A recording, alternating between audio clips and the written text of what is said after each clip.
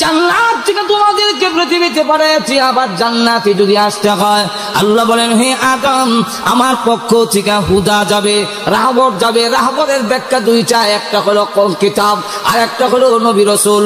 আল্লাহ রাব্বুল আলামিন যত নবী রাসূল পাঠিয়েছেন সর্বশেষ নবী হলেন আমাদের নবী রাহবর, জোরে কোন ঠিক না? আর যত কিতাব পাঠিয়েছেন সকল কিতাবের সর্বশেষ কিতাব হলো কোরআন শরীফ। জান্নাতে যদি যেতে হয়, আবার যদি জান্নাতে তোমার যেতে হয় তাহলে জেনে রাখো জান্নাতে যেতে গেলে দুই রাহবর আসবে, রাহবরে দেখায়া দিবে এই পথে চলো, তাহলে তুমি জান্নাতে যেতে পারবে। রাহবর পাইলাম দুইজন, নবী আর কিতাব।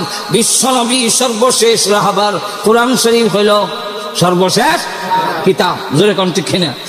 এখন নবীর কাছে গেলাম, ওগো নবীজি আমাকে জান্নাতের পথ দেখান, আমি জান্নাতে যেতে চাই। আল্লাহর নবী বলে দিয়েছেন জান্নাতে যদি যেতে হয় রাস্তা দেখায় দিল উম্মত। দুইটা রাস্তা হলো জান্নাতে যাওয়ার, একটার নাম ঈমান আর একটার নাম হলো আমল, জোরে কোন ঠিক না? একটার নাম ঈমান আর একটার নাম আমল। কোরআন শরীফের কাছে গেলাম, আল্লাহ ঘোষণা দিয়েছেন আপনি রাহবার জান্নাতের পথ প্রদর্শক, জান্নাতের পথ দেখাবেন। তাহলে এইবার বলেন আমি জান্নাতে যেতে চাই, আমার রাস্তা দেখান। কোরআন শরীফে বলে দিয়েছে জান্নাতে যদি যেতে হয় তাহলে ঈমান আর আমল। আর তো জোরে কর, সেই ঈমান আমল ছাড়া জান্নাতে যাওয়া যাবে না। জান্নাতে যেতে গেলে একটার নাম ঈমান আর একটার নাম আমল। এখন ঈমান এমন এক বস্তু, ঈমান কিন্তু পিটায় নেওয়া যায় না। এর ইতিহাস প্রমাণিত, মেরে মানুষকে মেরে মুসলমানকে নির্যাতন করে, মুমিন ইমানদারকে নির্যাতন করে, ঈমান নেয় নাই, নিতে পারবেও? আরো জোরে কন। এর ইতিহাস অনেক লম্বা, এগুলা সব টানার সময় নাই। যত নির্যাতন করেছে, আগুনের মধ্যে ছেড়ে দেওয়া হয়েছে, গরম তেলের মধ্যে ছেড়ে দেওয়া হয়েছে, চুলির মধ্যে ছড়ায় দেওয়া হয়েছে, কিন্তু চুলে সরতে রাজি, আগুনে জাপ দিতে রাজি। ইমানদার তার ঈমান হারা হইতে রাজি হয় না। ভাই আমার লক্ষ্য করে দেখুন, নির্যাতনের স্টেপ চালায় ঈমান নিতে পারে নাই, বরং যত ঈমান নেওয়ার জন্য চাপ দেওয়া হয় ঈমানদারের স্পিরিট আরো বাড়ে না কমে? আরো জোরে কম। হযরত ওমর রাদিয়াল্লাহু আনহু তার বোনকে যখন তাপ্পড় দিয়েছিলেন, চট দিয়েছিলেন, চট তাপ্পড় খাইয়া আমরা দেশের চোর ডাকাতকে ধরে নিয়ে ফিরলে চোর ডাকাত আর করতাম না, কিন্তু ওমর রাদিয়াল্লাহু আনহু তোমাকে তাপ্পড় দিলেন, কোয়ার তো কথা বায়ান মানো না, জীবন কইতাম না লা ইলাহা ইল্লাল্লাহ। কিন্তু যখন তাপ্পড় দিয়েছে তার স্পিরিট আরো বেড়ে গেছে। ডাক দিয়ে বলে ওমর তুমি যেমন খাত্তাবের ছেলে, আমি খাত্তাবের মেয়ে, এতক্ষণ তাপ্পড় দিয়েছো, আসল কথা বলি না, এখন আসল কথা হয়ে ফেলে। আমরা সত্য ধর্ম গ্রহণ করেছি, শুধু তাপ্পড় কেন, আমাদের জীবন যদি চলেও যায় এক মুহূর্তের জন্য ঈমান হারা হব না। ঈসা আলাইহিস সালাম বলেন ও উস্তাদ আপনি বলেন একটু পারলেন না, আর আমাকে যদি প্রশ্ন করেন আমি একাধিক জবাব দিতে পারবো। বলেন তাহলে দাও। বলে এইভাবে না, আপনি আমার জায়গায় আসেন, আপনার জায়গায় নিয়ে আমার বুয়াইন। বাধ্য হয়ে শিশু ঈসা আলাইহিস সালামকে মিম্বরে নিয়ে বসাইলেন, উস্তাদ নিচে নেমে আসলেন। এবার বলেন পড়েন, আপনি প্রশ্ন করেন। বলেন আলিফ দিয়া কি বুঝাইছেন? ঈসা আলাইহিস সালাম ছোট বাচ্চা, ওই দিন তিনি বক্তৃতা শুরু করলেন আলিফের উপরে। প্রথম নম্বরটা হলো আলিফ দিয়া ওয়াহদানিয়াত, আল্লাহ যে এক, তার কোনো শরীক নাই, এটা বুঝাইছে। ঈসা আলাইহিস সালাম এমনি ভাবে আমাদের নবী, বিশ্ব নবী রাহমাতুল লিল আলামিন, দুনিয়ার কারো কাছে একটি অক্ষর পড়েন নাই, পড়ার সুযোগই দেন নাই। কেন দেন নাই? আল্লাহ রাব্বুল আলামিন বুঝায়া দিয়েছেন নবী আসার আগে বাবা নিয়ে যান। নবীজি পৃথিবীতে আসার আগে আব্দুল্লাহ বিদায় হয়ে যায়, গর্ভে রেখে বাবা বিদায়। মার কোলে আসলেন, 5টি বছর হালিমাতুস সাদিয়া রাদিয়াল্লাহু আনহার কাছে তিনি লালিত পালিত হলেন। যখন 5 বছর পরে মা আমেনার কোলে ফিরে আসলেন, 1টা বছর গেল না, মা বিদায় হয়ে যায়। আবার দাদার কাছে আশ্রয় নিলেন, দাদাও বিদায় হয়ে গেলেন। 2টা বছর পুরা হলো না, দাদাও বিদায় হয়ে গেলেন। যার পরে আল্লাহর নবী বিশ্ব নবী রাহমাতুল লিল আলামিন নিজে কান্দেন। এখনো কাবা ঘরের পূর্ব উত্তর কোণারে একটি লাইব্রেরি আছে, ওর উপরে লেখা আছে মাওলাদুন নবী সাল্লাল্লাহু আলাইহি ওয়াসাল্লাম, যার অর্থ হলো নবীজির জন্মস্থান। এটা এখন লাইব্রেরি বানিয়ে রেখেছে। বর্তমান খানায় কাবার সামনে যে বিশাল বিল্ডিং, রাজার বাড়ি, বাদশার বাড়ি বানিয়েছেন, এর নিচে একটা পাহাড় ছিল, এর নাম হলো আবু কুবাইস পাহাড়। পাহাড় কাইটা ইরারে বানাইছেন অহন বড় বিশাল বিল্ডিং। নবীজি ওই লাইব্রেরি যে ঘরটা, এটাই হলো নবীজির জন্মের ঘর। এখান থেকে আল্লাহর নবী আবু কুবাইস পাহাড়ের ভিতর দিয়ে হাঁটেন আর কান্দেন। তখন নবীজির বয়স 8 অতিক্রম করেছে। নবীজি নিজে কাঁদলেন আর বলেন, আল্লাহ এমন অসহায় আমাকে বানাইয়া, আমার আব্বা দেখলাম না কেমন ছিল, মা 1 বছর ডাকতে পারি নাই, মা নিয়ে গেলেন। আল্লাহ দাদার কাছে আশ্রয় নিয়েছিলাম, দাদাও বিদায় হয়ে গেলেন। আমার একজন ভাই নাই, বোন নাই, গোষ্ঠী আমার পক্ষে নয়, দেশবাসী আমার পক্ষে নয়। যদি আব্বা থাকতেন কমের পক্ষে তো বাবা তার ছেলের পক্ষে থাকে, মা যদি থাকে মা ছেলের পক্ষে থাকে, যদি মা বাবা কেউ না থাকে দাদা এই নাতির পক্ষে থাকে। দাদাও নাই, মাও নাই, আব্বাও নাই, ভাই বোন কেউ নাই, অথচ তামাম পৃথিবীর দায়িত্ব আমি মুহাম্মাদের মাথায় ছেড়ে দিয়েছ। কারণটা কি? আল্লাহ রাব্বুল আলামিন বুঝাইতে চান, নবীজি দুনিয়ার মানুষের অভিভাবক হলো প্রথম বাবা, এরপরে বাবা না থাকলে মা দায়িত্ব গ্রহণ করে, মা না থাকলে দাদা দায়িত্ব গ্রহণ করে। নবী গো, আপনি কিন্তু এরকম নয়। আপনার অভিভাবক আপনার আব্বা নয়, আপনার মা নয়, আপনার দাদা নয়, আপনার অভিভাবক হলেন স্বয়ং আল্লাহ রাব্বুল আলামিন। আল্লাহ রাব্বুল আলামিন আপনার অভিভাবক।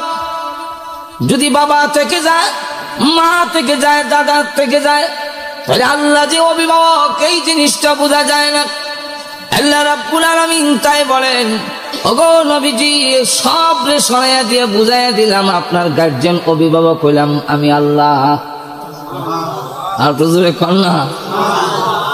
নবীজি এই জন্য পাহাড়ের কাছে দিয়ে যায় আর নিজেও কান্দেন। আবু জেহেল ইতিহাসের কিতাবে লেখে, আবু জেহেল ওই সময় পাহাড়ের কাছে দিয়ে যায়, আল্লাহর নবীকে দেখে সে ভাবতে লাগছে মনে হয় রাস্তা হারিয়ে ফেলেছে, এই জন্য কাঁদতেছে। ডাক দিয়ে বলে, ও আব্দুল মুত্তালিব নাতি মুহাম্মদ, কান্নো না, আসো আমি তোমাকে নিয়ে বাড়িতে পৌঁছাইয়া দেই। আল্লাহর নবী বলেন, চাচা আমারে কাঁদতে দেন, বাধা দিয়েন না, কারণ আমার ব্যথা আমার দুঃখ আপনি বুঝবেন না, আমি কেন কান্দি। আবু জাহেল বলে, না এই অবস্থায় তোমাকে রেখে চলে যেতে পারি না। টান দিয়ে জোর করে নবীজিকে উটের উপর উঠেছেন। কিন্তু সিস্টেম হলো আমাদের দেশে মোটর সাইকেল দৌড়াইলে কারো টান দিয়ে পিছে দিয়ে উঠায়, সামনে দিয়ে না। ঘুমো ধরেছেন আপনারা? উটের মধ্যে উঠাইল, কাউকে পিছন দিয়ে উঠায়, সামনে না। তাই নবীজিকে পিছনে উঠায় বসাইছেন। উটের লাগাম ধরে টান দেয়, উঠ সামনে যায় না, পা উঠাইয়া জোরে জোরে চিৎকার দেয়। কারণ মুহাম্মদ তো এমন নবী যিনি হলেন রাহমাতুল লিল আলামিন, সমস্ত মাখলুকে বিশ্ব নবী ছিল। আর তো জোরে কর না। সব মাখলুকে এই আলোচনা করতে গেলে সুবহানাল্লাহ, গাছ মাছ পানি সাগর সমুদ্র বৃক্ষ তরুলতা যা আছে সব বিশ্ব নবীকে আর তো এরকম ছিল না। আজাইবুল খালায়েক নামক কিতাবে উল্লেখ করেছেন, নবীজি রাস্তা দিয়ে যায়, এক ইহুদি সাপুরিয়া জিজ্ঞাসা করে, মানান্তা আপনি কে? রাসূল বলেন, আমি কে? আমি কইয়া লাভ নাই, তোর সাপটারে জিজ্ঞাসা কর, বলে দিবে আমি কে। ইহুদি সাপুরিয়া কয়, আমার সাপ তো কথা বলে না, তাহলে কিভাবে বলবে? আল্লাহর নবী বলেন, কথা যদি না বলে আমি বলবো, তুমি জিজ্ঞাসা করে দেখো। যেই মাত্র সাপকে জিজ্ঞাসা করলো, তুমি কি ওনাকে চেনো? সাপ মাথা উঁচু করে জিহ্বা বের করে বলেন, হুয়া মুহাম্মাদুর রাসূলুল্লাহ।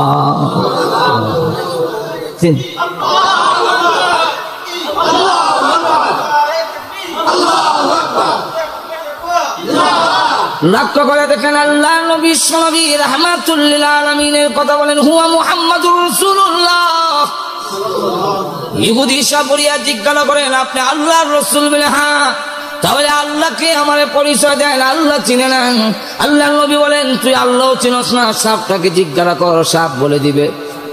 আবার সাপকে জিজ্ঞাসা করার পরে সাপ ডাক দিয়ে বলে না দেন ও নিমক খারাম তুই আল্লাহ চিনস না, ওই আসমান এই জমিন বিশ্ব ব্রহ্মাণ্ড তোমাকে আমাকে যিনি সৃষ্টি করেছেন তার নামই হলো আল্লাহ। তার নাম আল্লাহ, আল্লাহ রাব্বুল আলামিন। ইহুদি সাবরে এখন আমার কালিমা কর অনেক ঘটনা। ওইদিকে গেলে আজকের সময় কোরআনি সম্ভব না। উট ভেড়া ছাগল বকরি যা আছে এক কাফে বকরি খালি করে একটা বাঘ আইসা একটা বকরির ঝাপটা মারে যখন ধরছে সে লাঠি সুটা দিয়ে বাঘ রেবাড়িয়ে দৌড়াইছে, তখন বাঘ চলে যায় আর কয় আল্লাহ একটা বকরি আমার মুখ দিছিল তুমি কাইরা নিলা, কামটা তো ভালো হচ্ছে। তখন লোকটা আশ্চর্য হয়ে কয় যে তুমি ভাগ কথা বলো। সে আবার মাথা করে আশ্চর্য হইছো, এর থেকে বড় আশ্চর্য বিশ্ব নবী আইছে মানুষ আর তো যখন না সুবহানাল্লাহ বিশ্ব নবী এসেছেন তোমাদের মাঝে আর তাকে মানো না। আমি ভাগ কথা বলা যেমন আশ্চর্য তোমার কাছে, বিশ্ব নবী এসেছেন তাকে মানো না, এর চাইতে বড় আশ্চর্য কিছু হতে পারে না। বিশ্ব নবী আসার পরে গোলাম আহমদ কাদিয়ানী চেরাগ বিবির হুয়া আমার নবী হবে কিনা সেটা আমরা বুঝতে আমাদের কষ্ট হয়, এর চাইতে আশ্চর্য কিছু হতে পারে না। আর তো জোরে কম এতে বন্ধ হইলের মধ্যে কোনো সন্দেহ। এখন লক্ষ্য করে দেখেন তো হুজুর সাল্লাল্লাহু আলাইহি ওয়াসাল্লাম কে যখন পাহাড়ের মধ্যে উঠাইলেন, আগে উটের উপরে উঠাইলেন, উটের লাগাম টানে কিন্তু উট 1 ইঞ্চিও সামনের দিকে যায় না। উট যখন সামনের দিকে যায় না বুঝাইল এটার কি হইলো, উট যে সামনে যেতেছে না এটার কারণটা কি? এত বার হয়ে গেল, এত ওজন হয়ে গেল, কারণটা কি? নিশ্চয়ই কোনো কারণ। কারণ লাগাম টানে, উট সামনের দিকে পা উঠায়, জোরে জোরে চিৎকার দেয় কিন্তু সামনে যায় না, জোরে চাবুক মারে সামনে যায় না। আবু জাহেল বিষয়টা কিন্তু বুঝলাম না, হঠাৎ করে দেখে উটের জবান আল্লাহ খুলে দিয়েছে। উট ডাক দেখা মারলে কি হইব, মানুষ খানে পিছনে কারে বয়স তোর মতো আবু জাহেল সামনে বৈশা আর মুহাম্মদ সাল্লাল্লাহু আলাইহি ওয়াসাল্লামকে পিছনে বসায় তুই আমার কথা আমি যাইতাম, এই বেয়াদবি আমি সহ্য করতাম না। আবু জাহেল বাধ্য হয়ে এমন ঘটনা উঠে কথা বলে মাতে, তাই বাধ্য হয়ে রাসূলের সামনে আসছে। যখন লাগাম টান দিছে এখন দ্রুত গতিতে উঠ সামনের দিকে যাওয়ার পরে এখন বারবার লাগাম টানে, এখন টানে কন্ট্রোল করার জন্য অ্যাক্সিডেন্ট একটু আসতে যা। উঠ আমার ডাক ধরে আবু জাহেল লাগাম টানতে পারো, আমি জীবনে কোনোদিন কল্পনা করি নাই বিশ্ব নবী মুহাম্মদ সাল্লাল্লাহু আলাইহি ওয়াসাল্লাম আমার পিঠে আরোহণ করবে, এটা আমি জীবনে কোনোদিন কল্পনা করি নাই। ভাগ্যে দিয়েছে, কপালে হয়েছে রে আবু জাহেল, ওই মুহাম্মদকে পাই আমি এত আনন্দিত হয়েছি, পড়ব না মরব এই খবর আমার আর না। আবু জাহেল আব্দুল মুত্তালিবের বাড়ির সামনে গিয়ে ডাক দেয়া কয় এই আব্দুল মুত্তালিবের আওলাদরা এই ছেলেরে হেফাজত করে রেখে, ওদের ভবিষ্যতে আমাদের দেশের গর্ব অহংকার। কিন্তু যখন লা ইলাহা ইল্লাল্লাহ কইছে তখন আর মার। তো হুজুর সাল্লাল্লাহু আলাইহি ওয়াসাল্লাম ফরার সুযোগই পান নাই, অভিভাবক নিয়ে গেছেন। হুজুর সাল্লাল্লাহু আলাইহি ওয়াসাল্লাম বলেন আমি দুনিয়ার কারো কাছে একটা অক্ষর করি নাই, এমনকি জিবরাইল আলাইহিস সালাম যখন কোরআন শরীফ নাজিল করেন, কোরআন শরীফ যখন পড়েন রাসূলের সামনে, রাসূল ভাবতে লাগলেন জিবরাইল যেই ভঙ্গিতে পড়ে আমার তো সেই ভঙ্গিতে পড়তে হবে, জিবরাইল যেইভাবে পড়ে এইভাবে আমারও করা উচিত। 2 নম্বর হলো আমি যদি সাথে সাথে না জপি, আমি যদি না করি, একটা শব্দ যদি ছুটি যায় করে হয় মুকুল। এলাকা রাসূল সাল্লাল্লাহু আলাইহি ওয়াসাল্লাম জিবরাইলের সাথে তিনিও পড়েন আউযু বিল্লাহি মিনাশ শাইতানির রাজিম বিসমিল্লাহির রহমানির রহিম। আর আপনি যদি সারা জীবন কারো কেরাত শুনেন কারি হইতে পারবেন, পারবেন? আর তো যদি আব্দুল বাসিদের খালি ক্যাসেট শুনেন আপনি কারি হয়ে যাবেন। এটা নিয়ে পড়তে হইব আও আও আও, এবার লাম কোন লাগবে মস্ত করতে হইব আও আও আও। মস্কর না করলে হবে না। তো রাসূল ভাবতেছেন জিবরাইল যেভাবে পড়ে এইভাবে আমি পড়াটা কই থেকে শিখবো, যদি আউল বেটার সাথে না পড়ি। আল্লাহ নিষেধ করে দিচ্ছেন, জবান মোবারক লড়াবেন না। لا تحرك به لسانك لتعجل به إن علينا جمعه وقرآنه হে রাসূল, আপনার জবান মোবারক তাড়াতাড়ি করার জন্য আপনি নড়াবেন না। জিবরাইল আপনার উস্তাদ নয়, 30 পারা কোরআন আপনার সিনাতে জমা করে দেওয়া, কোরআন শরীফ পড়ার পদ্ধতি শিক্ষা দেওয়ার জিম্মাদারি আমি আল্লাহ নিজে গ্রহণ করে নিয়েছি। আমি আপনার বলা, কে পড়াবেন? একটু জোরে বলে। আল্লাহ অন্য আয়াতে বলে, سنقرئك فلا تنسى إلا ما شاء الله। আল্লাহ বলেন সানুকরিউকা ফালা তানসা, হে রাসূল অচিরে আমি আল্লাহ আপনাকে পড়াবো, আমার ইচ্ছা না হইলে আপনি ভুলবেন না।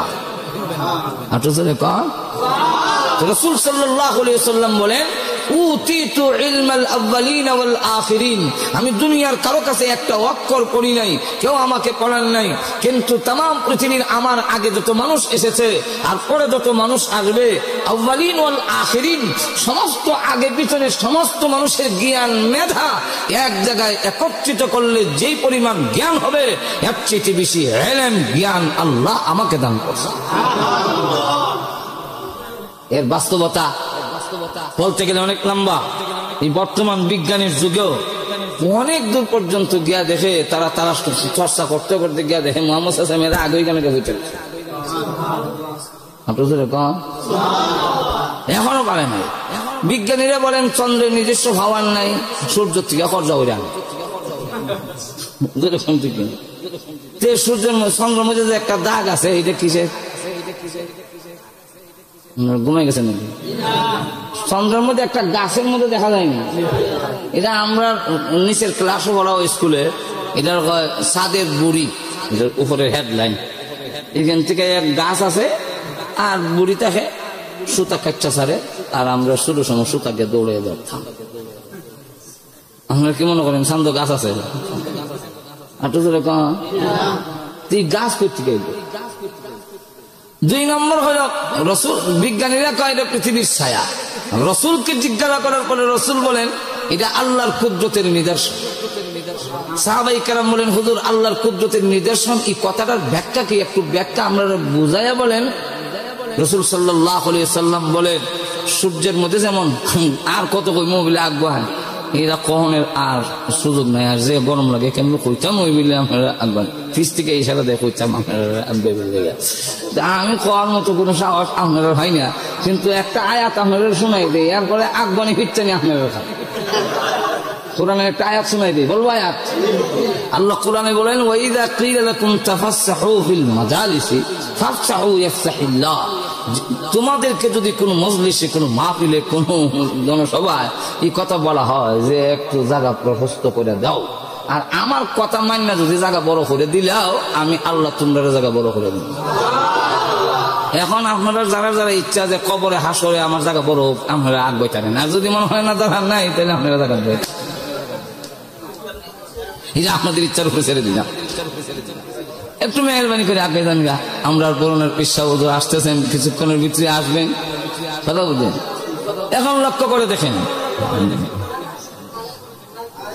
যেই জিনিসটা বুঝাবার জন্য আপনাদেরকে চাচ্ছি, এখন লক্ষ্য করে দেখেন, আমাদের নবী বলেন যে আল্লাহর কুদরতের নিদর্শন। আল্লাহর কুদরতের নিদর্শন মানে এর ব্যাখ্যা হইল, সূর্যের মধ্যে যেইভাবে পাওয়ার আছে, চন্দ্রের মধ্যে ঠিক তেমনি ভাবে পাওয়ার ছিল, কিন্তু দুইটা লাইট যদি দিনে রাইতে সমান তালে জ্বলে, বান্দার ঘুমাইতে অসুবিধা হইবে।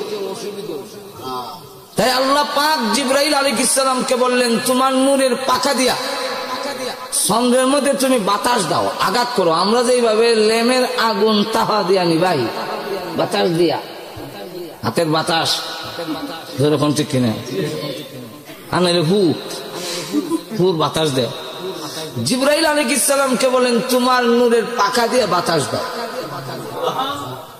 জিবরাইল আলাইহিস সালাম 3 বার আঘাত করলেন, তার হাতকে আমরা রাতের লাগা 3 বার আঘাত করলে চন্দ্রের ভিতর থেকে তার যে গরমের হাওয়াটা আছে এটা বাড়ি বাতাসের ঠেলা বের হয়ে যাওয়ার পরে আল্লাহ বললেন এই আলোটাকে, এই হাওয়াটাকে সূর্যের সাথে নিয়ে মিলাই,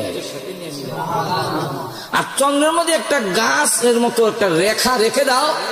পৃথিবীর মানুষেরা যখন চন্দ্রের দিকে তাকাবে তারা এটা দেখা যেন আমি আল্লাহ যে আমার বান্দার ঘুমাবার জন্য চন্দ্রের ডিম লাইট বানাই দিছি, নাইলে এটা তাহলে জ্বললে ঘুমাইতে অসুবিধা হইলে আমি যেটা ডিম লাইট বানাইছি এই দৃশ্য দেখা যেন তারা আমি আল্লাহর শুকুর গুজার হইতে পারে।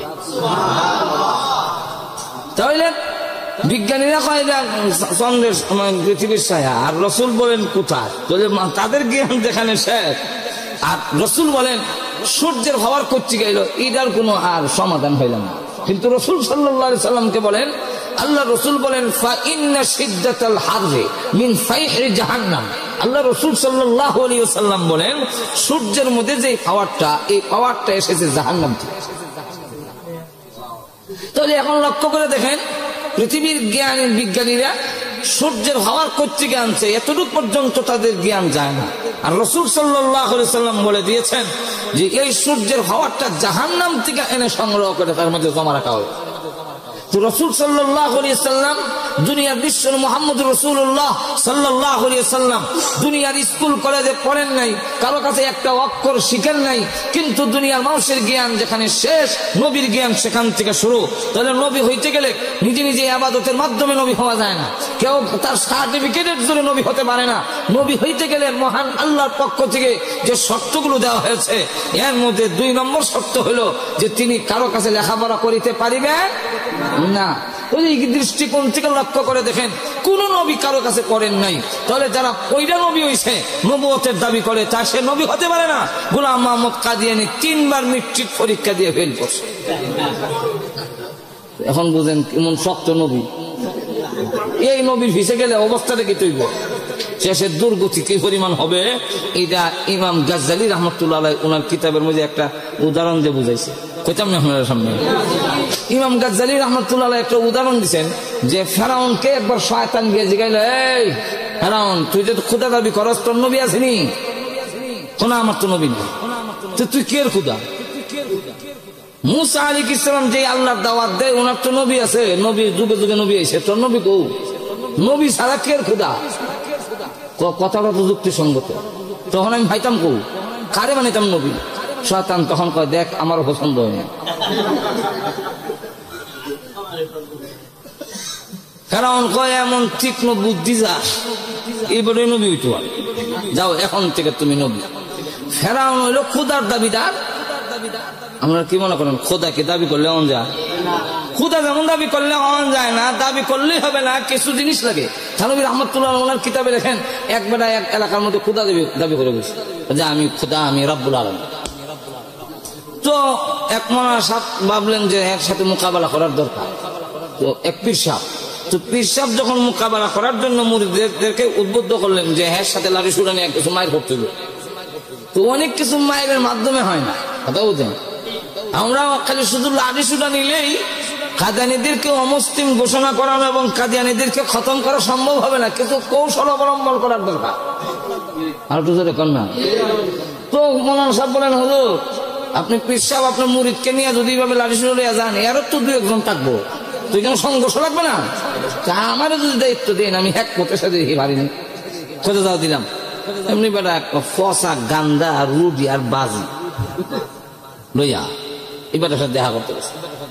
গিয়া কয় সালাম দিয়া জিজ্ঞাসা করছে যে আপনি কে, আপনার পরিচয়? তো বেটা কয় আমি রব্বুল আলামিন। বেড়ে বলে রব্বুল আলামিন। এমনি আচ্ছা ঠিক আছে, আপনি রব্বুল আলামিন হয়েছেন, বড় ভালো হয়েছে। আমরা গিয়ে আরো দেখা করতাম, আসলাম এখন ফরসও লাগাল হয়ে গেছি। আমাদের জন্য আর কোনো সমস্যা নাই, এখন থেকে সব সমস্যার সমাধান হয়ে যাবে, যেহেতু রব্বুল আলামিন আরশ থেকে জমির ফরস নেমে গেছে।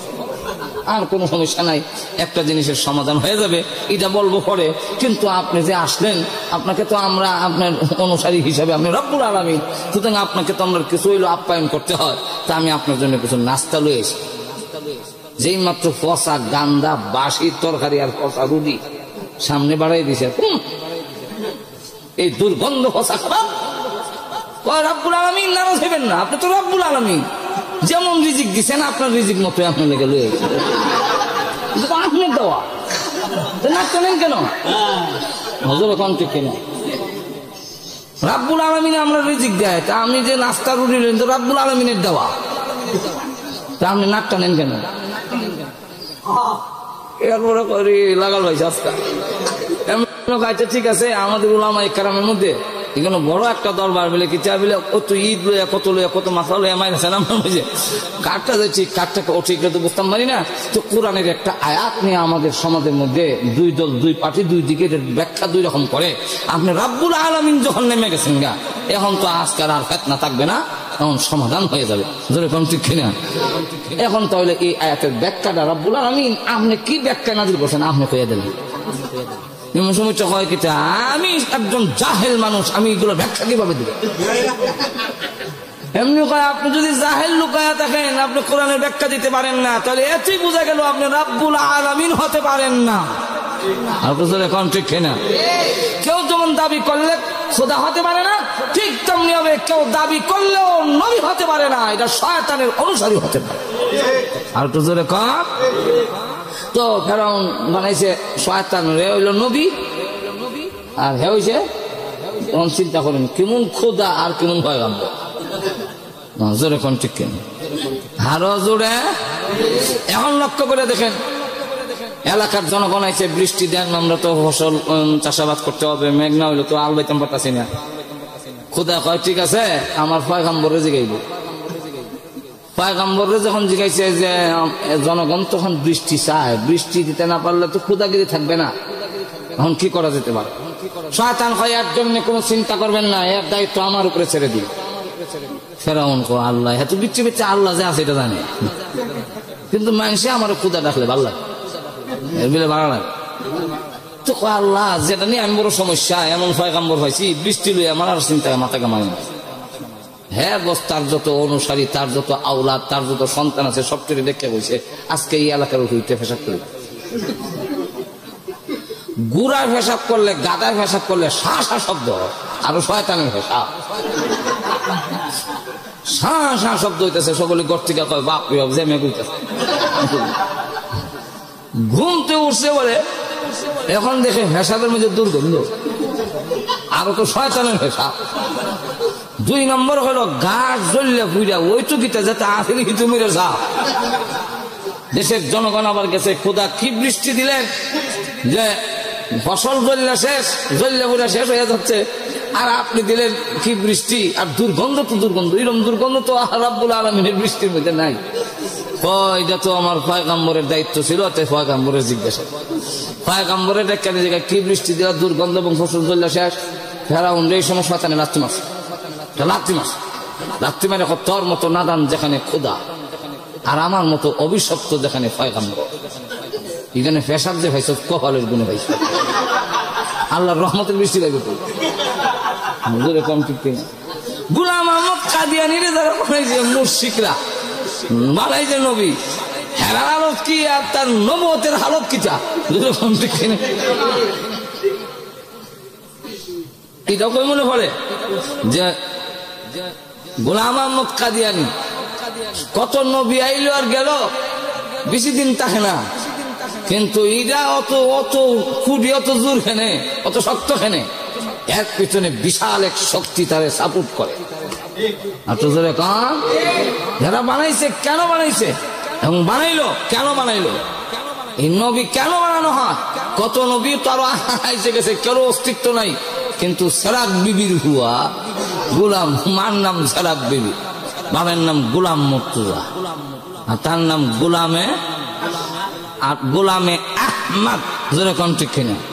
তুই গোলাম আহমদ কাদিয়ানী সেরাক বিবির হুয়া কুটির জোর অত শক্ত হেনে, আসলে সে নবী হয় নাই, মুসলমানের ইমান আমল ধ্বংস করার জন্য নবী বানানো হয়েছে। আর কিছু নবী বানানো হয়েছে, নবী হয়েছে না, নবী মানে কেন বানাইছে এটা পরে কম না, অসুবিধা হচ্ছে আপনাদের। আর কিছু বলেন, এখন লক্ষ্য করে দেখেন, খোদা যেমন দাবি করলে হওয়া যায় না, কিছু সিফত লাগে, নবীও দাবি করলে হওয়া যায় না, নবুয়তের কিছু সিফত লাগে। আর তো জোরে কন। এবং আল্লাহ পাক কোন নবীকে আমাদের বুঝার জন্য আর কি প্রয়োজন, এই যে ইমান ধ্বংস করার জন্য দাজ্জাল বের হবে, একদিকে যেমন তারে খোদা মানলে তার গায়ে দুধ দিব বেশি, তার ক্ষেতের মধ্যে ফসল হবে বেশি, তার যেটা সেই বিড়ি হবে, তার দেখা যায় দুজক বেহেস আতরে লয়ে পড়ছে। কিন্তু এমন একদিকে যেমন তাকে এই সুযোগ দিয়েছেন, আরেক দিকে আরেকটা বুঝার জন্য সুযোগ দেওয়া হয়েছে। প্রত্যেকটা মানুষ যে জীবনে লেখাপড়া জানে না, যে আরবি অক্ষর আলিফ বা তা সাও জানে না, বুঝে না, এমন লোকও তার কপালে কাফের লেখাটা বুঝতে পারে। তার কপালে কাফির লেখা, এই লেখাটা বুঝবে। এই লেখা বুঝার পরে আল্লাহ সুস্পষ্ট করে দিবেন যে দেখো তার কপালে কাফের লেখা, কাফের লেখা। এরপরে তুমি বিভ্রান্ত হলে কেন? কথাটা বুঝছেন না? একদিকে তার মাধ্যমে যেমন ইমান ধ্বংস করার জন্য সে আসবে, আবার ইমানদাররা বুঝার জন্য, এই জন্য সত্যিকারের মুমিন ইমানদার যারা, তারা দেখার পরই বলবে তুই দাজ্জাল, তুই তোমাকে খোদা মানতে একটু ধরে কম কেন পারি না? কয়েকটা কারণ তুলে ধরবে এক বেটায়, বলবো আর একটু ধরে কম। খতম নবুয়তের সাথে ওইখান কিছু আনুষঙ্গিক মানে প্রাসঙ্গিক হইলেও কিছুটা মিলাইতেছি। কেন? একদিকে তোমার আল্লাহকে তাতে দোষারোপ করা যায় না। আল্লাহ এই দাজ্জাল রে এই ক্ষমতা কেন দিলে? আমরা যদি এখন জাহান্নামে দাও, দোষটা আমরা কোথায়? এটি মানুষ কাছে জোড়া লাগাই যায়, এই ক্ষমতা দিস ওখানে। আল্লাহ তাকে খোদা মানলে গায়ে দুধ বেশি দেয়, তার কথা মানলে পরে দেখা যায় সন্তান হয়, তার কথা মানলে দেখা যায় বিপদ থেকে মুক্তি পেয়ে যায়, তার কথা মানলে পরে এই হয়। তো এই সুযোগ যদি না দিতে তো আমরা ইমান হারাইবার সুযোগ হয় না। তুমি তো দিলে কেন? আল্লাহ রাব্বুল আলামিন বলেন তুমি এতটুকু বুঝলে না কেন? যার কপালের মধ্যে কাফের লিখে দিয়েছি, এই হলো এক। 2 নম্বর হলো তুমি এতটুকু বুঝলে না কেন? যিনি রাব্বুল আলামিন তিনি তো জমিন দিয়ে হাঁটবেন না, যিনি জমিন দিয়ে হাঁটে তিনি কখনো খোদা হতে পারেন না। আর তো জোরে কম। এবং তুমি তো এতটুকু জানার কথা যে যিনি আল্লাহ হবেন তিনি সকল দোষ থেকে মুক্ত হবেন, যেরকম ঠিক কিনা? কিন্তু দাজ্জালের আগে একটা লাগাই আছে, খানা দাজ্জাল, এক সুখ নাই। তো আপনার যদি সাধারণ নলেজ থাকে তো প্রশ্ন করতে পারবেন, আপনার বলে খুদা বলে তা আপনার সুখ নাই, এখানে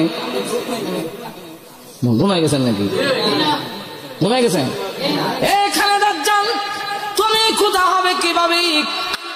আমাদের আল্লাহ খুদা তো তিনি হবেন যিনি সকল দোষ থেকে, দোষ চরিত্র থেকে মুক্ত। তোমাদের একটা সুখ হই নাই, যার কোন চোখই নাই, নিজের চোখ ঠিক করতে পারে না, সে অন্যের বাচ্চা দিবে, এটা দিবে সেটা দিবে, এটা তো হতে পারে না। এতটুকু বুঝলে না কেন? 2 নম্বর হলো যিনি আহকামুল হাকিমিন আল্লাহ রাব্বুল আলামিন হবেন তিনি তো জমিন দিয়ে হাঁটতে পারেন না। যে আল্লাহ কি তাই রাস্তা দিয়ে, লন্ডনের রাস্তা দিয়ে হাঁটবো? আস্তাগফিরুল্লাহ, যেরকম ঠিক কিনা? এরপরে আবার কাফের লেখা তুমি তো দেখেছো, পড়া লেখা জানো না, কিন্তু আমি আল্লাহ তোমাকে বোঝার জন্য দিয়েছি। হে কাফের, এর কথা মানিস না, সব সংকেত দিলাম, তারপরে তাকে কেন খোদা মানলে? খোদা দাবি করলে যেমন দাবি করলেই হয় না, তার গুণ থাকতে হয়। ঠিক তেমনি ভাবে গোলাম আহমদ কাদিয়ানী সে যে ভণ্ড, তোমরা বললে না কেন? আর তো জোরে কম। হে মুসলমান এবং মুসলমানের সন্তানেরা, বুঝার জন্য তো সবগুলো সুস্পষ্ট। যিনি নবী হবেন তার দেহের মধ্যে কোনো দোষ থাকে না, যিনি নবী হবেন তার গঠনের মধ্যে কোনো বেশ কম থাকে না, যিনি নবী হবেন তিনি কারো কাছে লেখাপড়া করান নাই, আমি আল্লাহ করাই নাই, এটা বললে না কেন? 3 নম্বর হইল আমি যত নবী দুনিয়াতে পাঠাইছি, বিশ্ব নবী পর্যন্ত কোন নবীকে আমি এমন অপছন্দনীয় জায়গার মধ্যে মানে মৃত্যু দেই নাই। পয়গম্বরের মৃত্যু যেখানে হয় সেখানেই তাকে দাফন করতে হয়। এই হাদিসের উপর ভিত্তি করে আল্লাহ নবী বিশ্ব নবী রাহমাতুল লিল আলামিন ওনাকে যেখানে দাফন করা হয়েছে এটা হলো মা আয়েশা রাদিয়াল্লাহু আনহার ঘর। কারো ঘরে লাশ দাফন করার তো বিধান ইসলামে নাই। আপনি মরলে কি আপনার ঘরে খবর দিব? আচ্ছা জোরে কন। বিশ্বনবী রাহমাতুল লিল আলামিনকে ঘরের ভিতরে দাফন করলেন, কারণ সাহাবীরা বিভ্রান্তির মধ্যে পড়ে গিয়েছিল কোথায় দাফন করা হবে। আবু বকর সিদ্দিক রাদিয়াল্লাহু আনহু বলেন এই হাদিস আমি জানি আর কেউ জানে না। আবু বকর সিদ্দিক রাদিয়াল্লাহু আনহু বলেন আমি হলাম সেটা জানি। এই হাদিস কি হাদিস? আল্লাহ নবী বলেছেন পয়গম্বরদের রূহ আল্লাহ ওই জায়গায় কবজ করেন, রূহ মুবারক বের করেন, যেখানে মৃত্যুর পরে তাকে দাফন করা আল্লাহ পছন্দ করেন সেখানেই তাকে দাফন করা হবে। এই কথার উপরে এই হাদিসের উপর ভিত্তি করে আল্লাহ নবী যেখানে ইন্তেকাল করেছিলেন সেখানে ওনাকেই ঘরে দাফন করা হয়েছে। এখন আপনারাই বলুন গোলাম আহমদ কাদিয়ানীর দম আল্লাহ কোনানো বাইর করছে? আর তো জোরে কন। তাহলে কি বোঝা যায় হাদিসের দ্বারা? টয়লেটও দাফন করা আল্লাহর কাছে পছন্দ। জোরে কন ঠিক কিনা? আল্লাহ রাব্বুল আলামিন বুঝাইয়া দিলেন তোমার ইমান যাতে ধ্বংস না হয়। লক্ষ্য করে দেখো গোলাম আহমদ কাদিয়ানীরে টয়লেটের মধ্যে আমি নিয়ে দম দাবাই করে দিলাম যাতে সাধারণ লোকেরা বিভ্রান্তি করতে না পারে, কোন যুক্তি দিয়ে কোন দলিল দিয়া হ্যাঁ নবী হ্যাঁ নবী এই কথা যাতে বুঝাইতে না পারে তুমি পরিষ্কার করে বলে দিবে আমাদের নবীর থেকে নিয়ে আদম আলাইহিস সালাম পর্যন্ত, আদম আলাইহিস সালাম থেকে নিয়ে বিশ্ব নবী পর্যন্ত যত নবী রাসূল আল্লাহ পৃথিবীতে পাঠিয়েছেন একজনের ইতিহাস দেখাও টয়লেটও দম গেছে? তাহলে গোলাম আহমদ কাদিয়ানীর দম আল্লাহ যখন টয়লেটে নিয়ে গেলেন এতে বুঝাইছেন তারে এই টয়লেটের ভিতরে দাফন করে খতম করে দাও। এখন ঠিক কিনা? আরো এখন ঠিক কিনা? তুই এখন লক্ষ্য করেন নবী খালি দাবি করলেই হয় না। তাহলে এখন আসুন আমি যে কথা বলতে চাইছিলাম আপনাদের সামনে যে আয়াত মনে আছে তো আপনারা?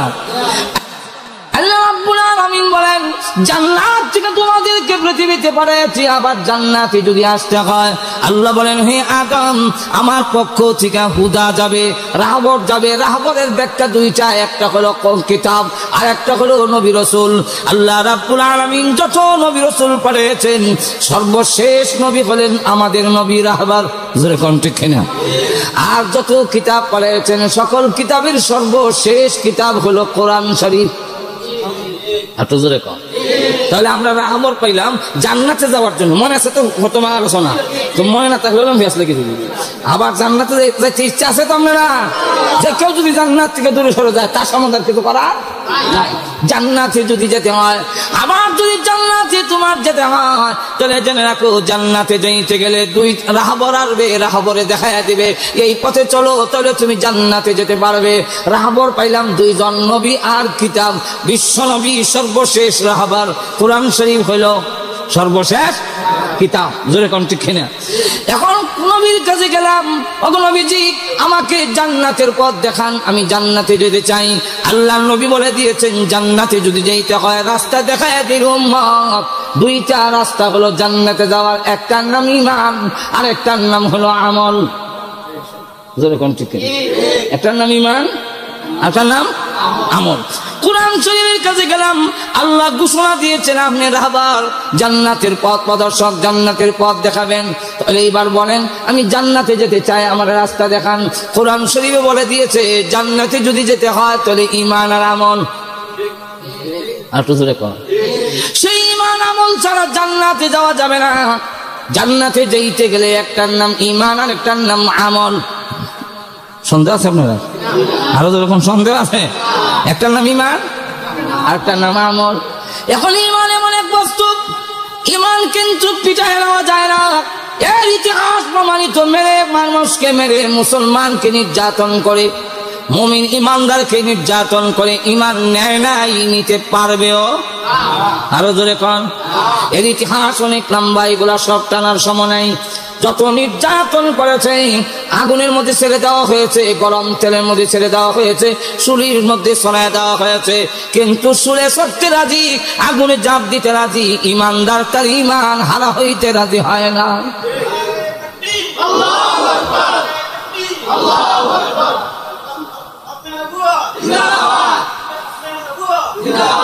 ভাই আমার লক্ষ্য করে দেখুন, নির্যাতনের চালায় ইমান নিতে পারে নাই, বরং যত ইমান নেওয়ার জন্য চাপ দেওয়া হয়, ইমানদারের স্পিরিট আরো বাড়ে না কমে? আরো জোরে কম। হযরত উমর রাদিয়াল্লাহু আনহু তার বোনকে যখন তাপ্পর দিয়েছিলেন, চট দিয়েছিলেন, চট তাপ্পর খাইয়া আমরা দেশের সুদ ডাকাইতে ধরে নিয়ে ফিরলে সুদ ডাকাত করতাম না, অসুবিধা হইতেছে, আমরা শেষ করলাম কারণ কইলিতাম না আপনার সামনে। থাপ্পড় যখন দিছে, আমরা দেশের সুদ ডাকাইতে ধরে নিয়ে ফিরলে এ চুরি করবো, কিন্তু ইয়ার বলে আর করতাম না, নজর এখন ঠিক কিনা। কিন্তু আমার রাদিয়াল্লাহু আনহু তোমাকে থাপ্পড় দিলেন, কোয়ার তো কথা বায়ান মানে ওনার জীবন কইতাম না লা ইলাহা ইল্লাল্লাহ, কিন্তু যখন থাপ্পড় দিয়েছে তার স্পিরিট আরো বেড়ে গেছে। ডাক দিয়ে বলে, উমর তুমি যেমন খাত্তাবের ছেলে, আমি খাত্তাবের মেয়ে, এতক্ষণ থাপ্পড় দিয়েছো, আসল কথা বলি নাই, এখন আসল কথা হয়ে ফেলে। আমরা সত্য ধর্ম গ্রহণ করেছি, শুধু থাপ্পড় কেন, আমাদের জীবন যদি চলেও যায় এক মুহূর্তের জন্য ইমান হারা হব না।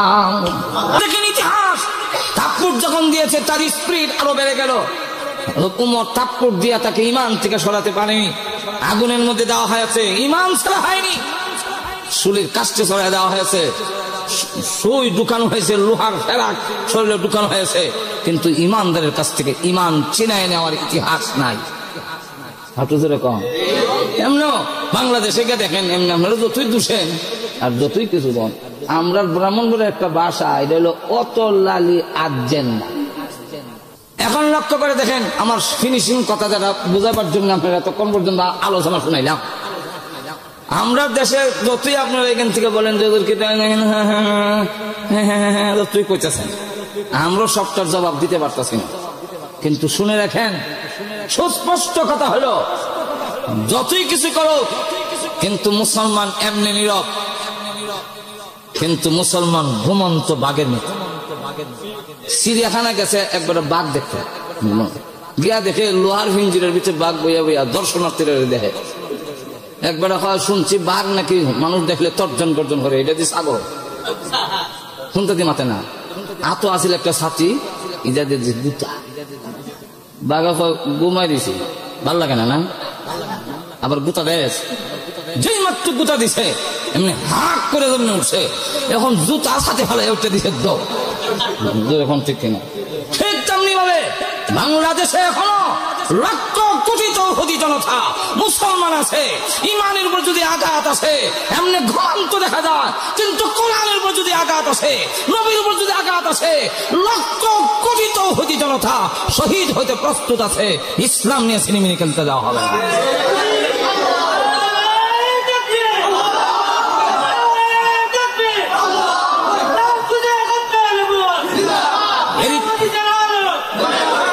যুগে যুগের ইতিহাস, রসুলের যুগ থেকে নিয়ে শেষ পর্যন্ত যখন ভারতবর্ষে মাদ্রাসা ভেঙ্গে 350 কবি কোরআন জ্বালায় দেওয়া হলো, 80,000 মাদ্রাসা ভেঙ্গে খান খান করে দেওয়া হলো।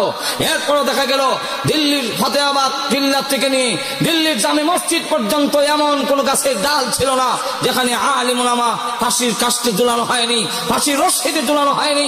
মাত্র কয়েক বছরের ভিতরে 40,000 মুসলমানকে জবাই করার পরও যখন দেখে মুসলমান মরতে রাজি হয়, ইমান হারা হতে রাজি হয় না, তখনই ষড়যন্ত্রের মাধ্যমে মুসলমানের ইমানকে ধ্বংস করার জন্য গোলাম মোহাম্মদ কাদিয়ানি বান্নকে দাঁড় করানো হয়েছে। যেরকম ঠিক কিনা? তার দাঁড় করানোর উদ্দেশ্য ছিল ইমান, যে ইমান দিয়ে তুমি জান্নাতে যাবে, যে ইমান দিয়ে তুমি জান্নাতে চলে যাবে, জান্নাতে যেতে যেতে না পারো, সেই ষড়যন্ত্রের কারণেই খতমে নবুয়তের আকীদা বিশ্বাস যদি না থাকে জান্নাতে যাওয়া যাবে না। বিশ্ব নবীকে যদি শেষ তুমি না মানা হয় জান্নাতে যাওয়া যাবে না। সুতরাং জান্নাতে যদি ফিরে যেতে হয় অবশ্যই বিশ্ব নবীর প্রতি শেষ নবীর আকীদা বিশ্বাস থাকতে হবে। যেরকম ঠিক কিনা? সুতরাং আমরা এমনি যতই দেখেন কিন্তু যতই বদনাম করেন, কিন্তু আলহামদুলিল্লাহ আমি তো বহুত জায়গায় ঘোষণা দিই মাহফিল মরিয়ার তাহিয়ার যাই, কেউ তা হোক আর না তা হোক, আমি একলা আছি। ঘুমাই গেছেন আপনারা? যেহেতু বাংলাদেশে হয়তো ইমান নিয়ে থাকবো, আর না হয় ইমান যদি না থাকে তা আমিও থাকি লাভ নেই। আর তো ধরে এখন ঠিক কিনা, যদি ইমান হারা হয়ে যাবে এই অবস্থা দেওয়া হবে না। জালিম যত বড় শক্তিশালী হোক ইমানের সামনে টিকে থাকতে পারে না।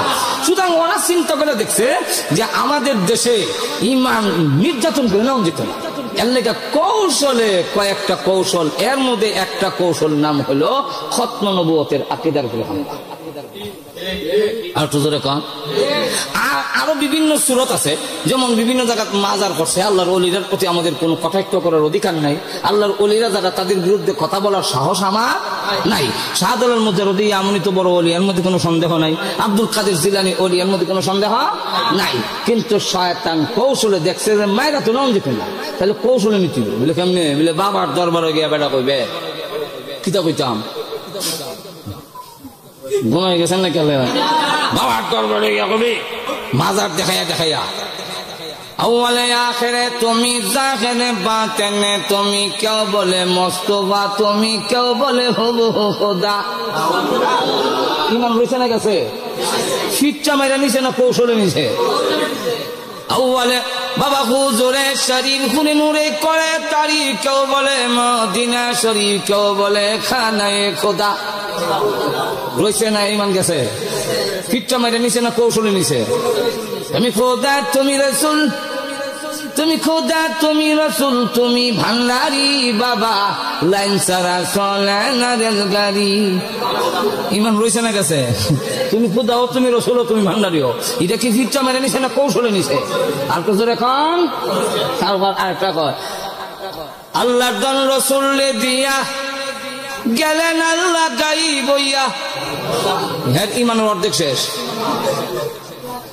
রসুল একদম খাজারে দিয়া গেলেন রসুল হকি রইয়া, আর বাকি অর্ধেক শেষ। ইমান জাগা ভিতর থেকে যাই যাই যে কেমনে ইমান যাইবার সময় আওয়াজ দেওয়া যায় এমনি। রসুল একদম খাজারে ভাইয়া হ্যাঁ, ওই যে হ্যাঁ কইছে এই সময় গেছে হ্যাঁ। এর সাথে আরো কিছু যুগাল দেওয়া আছে, হেরা আবার রোজাইতেছে। এইভাবে ইমান ধ্বংস করার জন্য গভীর ষড়যন্ত্র। যেহেতু ইমানের মাধ্যমে জান্নাতে যাওয়া যাবে, ইমানের বিনিময় এই পৃথিবীর 10টা পৃথিবীর সমান জান্নাত কমের পক্ষে তুমি পুরস্কার পাবে, সেই ইমান ধ্বংস করার ষড়যন্ত্রে আজকে বিভিন্ন ভাবে এই ইমান নিয়ে ছিনিমিনি খেলা হচ্ছে। কেন খেলা হইতেছে? লিটা কেন, লিটা কেন? আপনার এক উদাহরণ দিয়ে বুঝাই। আপনার কাছে এমন ডায়মন্ড যদি থাকে, এমন পাথর যদি থাকে, যে পাথর দিয়ে সিলেট ডিস্ট্রিক্টটা মানে বৃহত্তর সিলেট বিভাগটা আপনি কিনতে পারবেন, এমন একটা পাথর যদি আপনার কাছে থাকে, এই পাথর লইয়া গড় তখন খুব মনে নিরাপদ। বই আপনি রোজব করিয়া পাথর লইয়া যাওয়ার সম্ভাবনা আছে। তবে এই পাথর যদি থাকে, কত জামাই আইব আর যাইব। আপনার বাচ্চা, আপনার আওলাদ, আপনার পাথর লইয়া যাওয়ার সম্ভাবনা। বাইর থেকে যে হামলা হবে, এই হামলাটা প্রচন্ড হামলা হবে। দাঁড় কাছে লইয়াই তো নয়, হামলা হবে বড় সাংঘাতিক হামলা। জোরে কোন ঠিক কিনা? তাহলে যেই বস্তু দিয়ে সিলেট বিভাগটা কিনতে পারবেন, এটার জন্য যদি এত বড় বিপদ, যেই বস্তু দিয়ে জান্নাত এই পৃথিবীর 10টা পৃথিবীর সমান কমের পক্ষে জান্নাত পাইবেন, সেই বস্তু চিনায় নেওয়ার জন্য কোন ষড়যন্ত্র হবে না। আর তো জোরে কোন হবে না?